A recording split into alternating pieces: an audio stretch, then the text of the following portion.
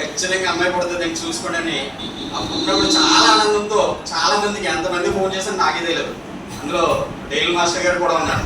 ఆయన అన్నారు, అప్పుడే ఇద్దరు ఆడపిల్లలు ఉంటే చీరల కోసం కొట్టుకుంటారు, ఇద్దరు అబ్బాయిలు ఉంటే ఆస్తుల కోసం కొట్టుకుంటారు, అమ్మాయి అబ్బాయి అనేది ఎవరికో కానీ జరగదురా, నిజంగా నీకు పుట్టారని అంటే నేను చాలా ఆనందిస్తున్నాను అన్నారు. ఎందుకంటే సార్కి కూడా ఇద్దరు ఆడపిల్లలు.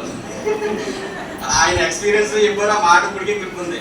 దేవుడు ఆ విషయంలో ఒక అబ్బాయి అమ్మాయి అవడం అంటే చాలా గ్రేట్ అండి నిజంగా. ఈ విషయంలో దేవుడి కృతజ్ఞతలు. అందుకే ఎప్పుడు కూడా నేను ఆ టైటిల్ అస్సలు నేను మర్చిపోను. నా స్టేటస్ నిజంగా చంద్రబాబు చెప్పారు ఇందాక, ఫస్ట్ స్టేటస్ అదే ఉంటుంది. ఎందుకంటే ఇంకా ఆ విషయంలో నవ్వేటప్పుడు కూడా నేను కృతజ్ఞతలు చెల్లిస్తాను.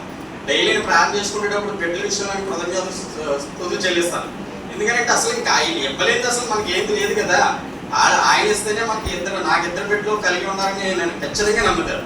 తర్వాత మాది మ్యానరిక్ అండి, మా దగ్గర అమ్మాయి ఖచ్చితంగా మ్యానరిక్ అనగానే ఖచ్చితంగా పిల్లలు ఏదో ఒక లోపంతో పుడతారని గ్యారెంటీగా, అది సైన్స్ పరంగా కానీ లేకపోతే అది ఆచారపరంగా కానీ అది ఖచ్చితంగా నెరవేరుతుంది. కానీ దేవుడు మాకు మొట్టమొదటి చేసిన కృప ఏంటంటే ఆడు అలాగే ఉన్నాడు, అమ్మాయి అలాగే ఉంది, ఏ లోపం లేదు. ఈ విషయంలో వండర్ఫుల్ అండి. అసలు మేనరికం అనేది అసలు మా దరిదోపుల్లోకి రాలేదు.